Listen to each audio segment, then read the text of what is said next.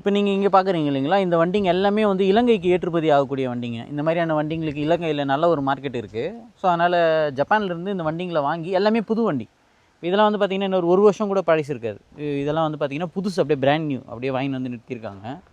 இப்போ அதே மாதிரி பார்த்திங்கன்னா இந்த வண்டி இதுவுமே வந்து பார்த்திங்கன்னா புதுசு, 1 வருஷம் 1.5 வருஷம் தான் ஓல்டு இது. அதே மாதிரி இது இங்கே இருக்குது பாருங்கள், இந்த வண்டியுமே வந்து புது வண்டி. அப்படியே இது வந்து இலங்கைக்கு வந்து எக்ஸ்போர்ட் ஆகுது. அங்கே ஒரு வண்டி இருக்குது, அதை போய் பார்க்கலாம். ஸோ இந்த மாதிரியான டைப்பில் வண்டிங்க தான் வந்து இலங்கையில் ரொம்ப தேவை இருக்கிறா போல இருக்குது. எனக்கு தெரியாது இதை பற்றி, நண்பர் வந்து பண்ணிகிட்ருக்கிறாரு. இப்போது நானும் வந்து இந்த பிஸ்னஸ் ஆரம்பிச்சிருக்கிறேன் அப்படின்றதுனால இதை பண்ணலாம் அப்படின்ற ஒரு ஐடியா இருக்குது எனக்கும். இந்த ஒரு வண்டி வந்து பார்த்திங்கன்னா இப்போ இலங்கைக்கு எக்ஸ்போர்ட் ஆகுது. இது வந்து சுசுக்கியோட வேகன் அப்படின்னு சொல்லிட்டு இந்த ஒரு வண்டி. இந்த வண்டி வந்து பார்த்திங்கன்னா புதுசாக வாங்கியே வந்து இங்கேருந்து அப்படியே வந்து வெளிநாட்டுக்கு எக்ஸ்போர்ட் பண்ணுறாங்க. இது வந்து பார்த்திங்கன்னா ஹை கிரேடு வண்டி, வேகன் டேபோ அப்படின்னு சொல்லக்கூடிய ஒரு வண்டி. பார்த்திங்கன்னா தெரியும், அப்படியே புதுசாக வண்டி எடுத்துகிட்டு வந்து அப்படியே இங்கே நிறுத்துறது தான். இது எடுத்துக்கிட்டிங்கன்னா வண்டி உங்களுக்கு கிலோமீட்டர் பாருங்கள், 40 கிலோமீட்டர் தான்.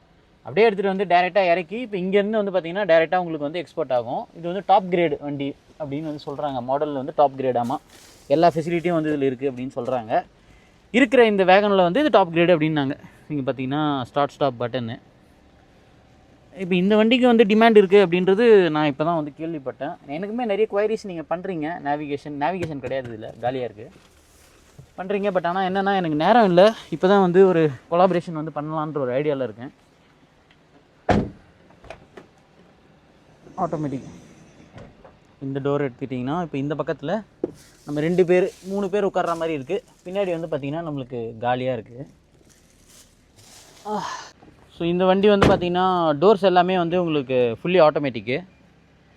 ஸோ அதனால தான் இது வந்து பார்த்திங்கன்னா டாப் கிரேடு அப்படின்னு வந்து சொல்கிறாங்க.